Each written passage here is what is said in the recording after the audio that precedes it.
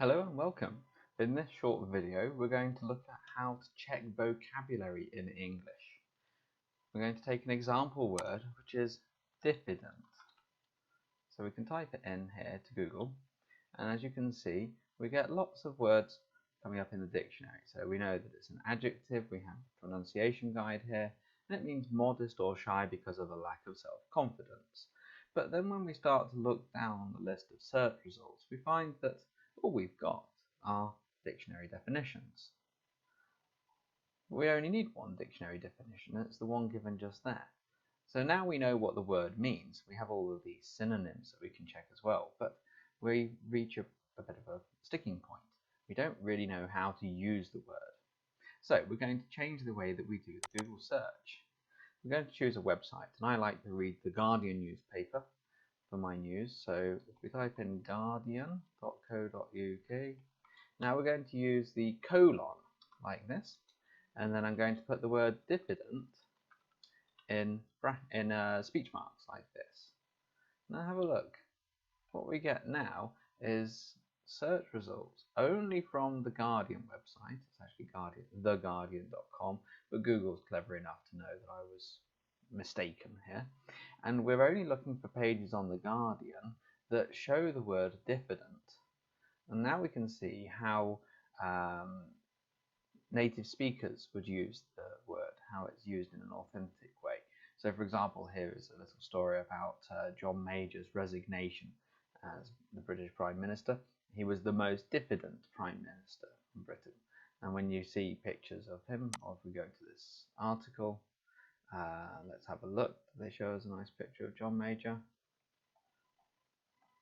No, they don't seem to want to, so let's have a look in Google for that. And if we go to images, yes, you can see that he's not going to be the most powerful, loud, sort of aggressive leader like Donald Trump. He's obviously a quiet, nice kind of guy, probably a little bit shy at times. So that's then how to use Google in a different way with this colon and the speech marks. You might be wondering why we have the speech marks.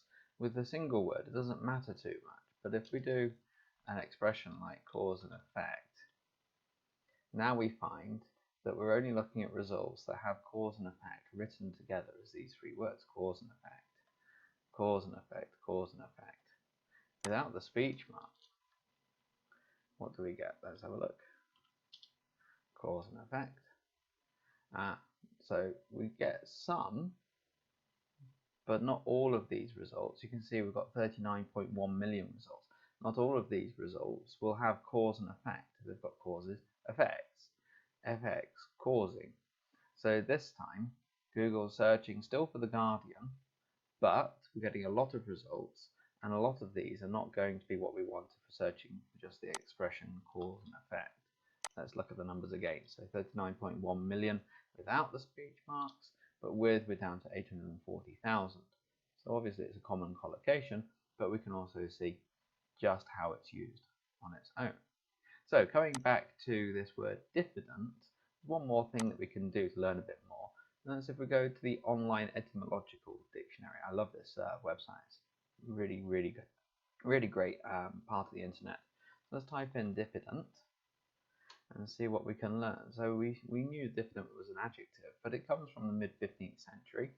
Distrustful, wanting confidence in another's power, and it's from the Latin, which is the present participle of this verb.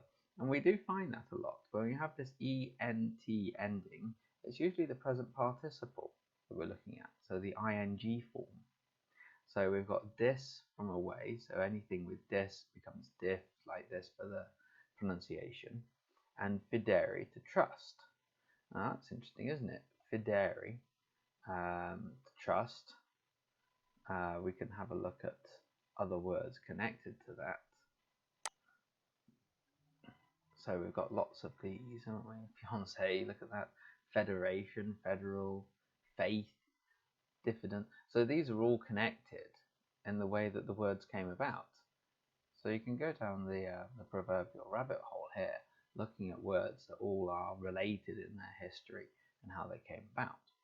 So we've looked at the meaning of the word using Guardia as our example, Google using this colon and the speech marks. We've looked at where the word comes from with its etymology. The last thing to do is to remember the word, maybe store it somewhere. And to do that myself, I use the Merriam-Webster app in Google Play.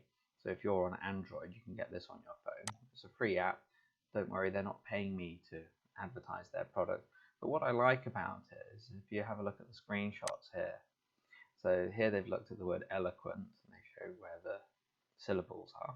We've got the pronunciation, but down at the bottom you have a little heart icon. And this is the thing I really like. This heart icon is where you can save the word to a list of words that you like.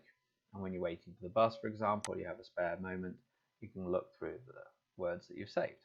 So I quite like this app. I think it's a good one. I like etymology. This online etymology dictionary is wonderful. And I like using Google with this colon and the speech marks.